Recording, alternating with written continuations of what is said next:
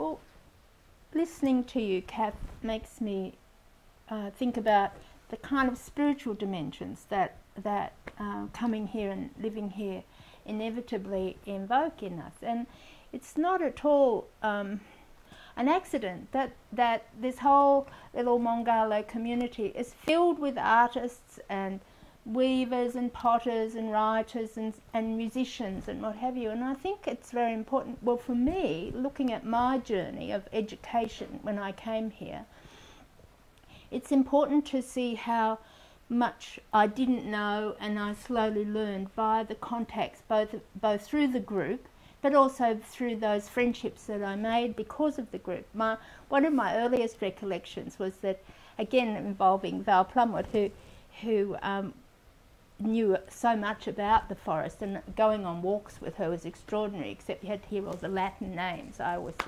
overwhelmed by her knowledge. But I remember I rather naively said one day, I'm going to go and do a solstice vigil overnight in the forest. And she said, oh, don't be so bloody ridiculous, Suzanne, you'll be killed by funnel webs. And that was how I found out about the funnel webs.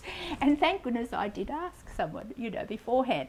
So I didn't go and die lying on the, And then Marina and Hugh Tyndall Biscoe were filled with fantastic stories. And, you got to know these people, Gail Nichols, people, because the group was integrated into the way our artwork was produced and our social life developed, and people going to dinners and barbecues and such, and a very diverse community, you learned a lot in informal ways as well as formal ways. And so for me, even though I'd had that 10 years further down on the Monero, in that sort of bunyip country that was so confronting, there was something a little more gentle about this ecology.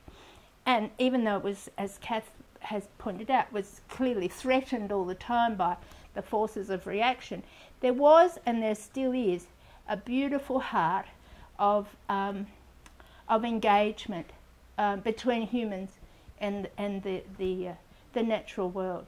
And my little piece of it is particularly magical for me. My house is surrounded by 6 termite mounds, and I can walk that circle. And I just never will forget the first time I saw a platypus in my creek. And I learned something really profound, because I'd been hoping and wanting and standing, and visitors had stood, and we'd heard there might be.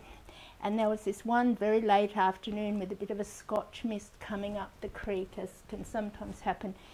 And what happened was that a platypus appeared.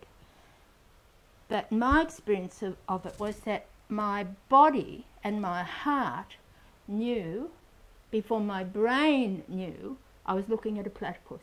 And that's when I realised that you have this kind of body sight that's somehow under consciousness. And it was an amazing experience. And it's probably was only a second, but there was a gap. There was a space between my engagement with the idea that there was a platypus in front of me and my knowledge that it was a platypus. And that really changed a lot of how I see and think as an artist as well. So there was something always important about the activism, the fighting, the knowledge. But I think equally, because with people like me, like Kath and others, we're artists as well, because that other dimension has to be expressed. And it is here. There is a magical quality here. I remember the first time I went to the top of Mount Budawang and looked down, and Terry Milligan, who was the fire officer up the top, and drove us up, and then we scrambled up and what have you. And then there were other times when I did walks up there. There is something very special and unique about this area, and that's why we want Friends of the Mongarlowe River to carry on. And as Kath said, and for me this is very important, we are connected to the ocean. Our work is on water. Of all the things that engage me, I guess most deeply I think about water. And I love that I live on a creek that flows into a river that flows ultimately somehow, makes its way to the Pacific. And all of those values and meanings, and the indigenous peoples who must have walked up this creek, and the Chinese who lived here in the 1840s. And it's an enormous privilege. And so that's why we have to keep having activists and artists in the Mongarlowe area.